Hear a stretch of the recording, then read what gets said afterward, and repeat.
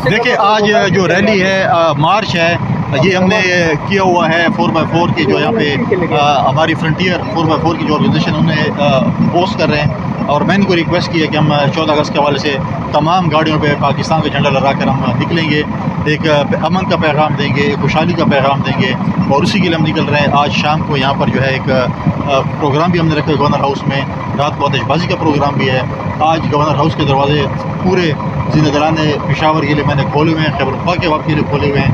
आए रात को हम जश्न आज़ादी की खुशियाँ मनाएं, ताकि हम पूरे पाकिस्तान को एक मैसेज दे सकें कि खैबर पख्तूनख्वा किसी से पीछे नहीं है। हम उसके साथ साथ उन लोगों को भी नहीं भूलेंगे जिन्होंने इसके लिए कुर्बानी दी है, चाहे वो फौज के नौजवान हैं या ऑफिसर हैं या मीडिया के दोस्त हैं, पुलिस के हैं, सिविल सोसाइटी या सियासतदान हैं। साथ साथ सबसे बड़ी कुर्बानी यहाँ के बच्चों ने दी है। देश के शोहदा को भी हम इसमें नहीं भूलेंगे, लेकिन हमें खौफ का बुत तोड़ना पड़ेगा, हमें आना पड़ेगा, इस सूबे का सॉफ्ट इमेज आगे लाना पड़ेगा।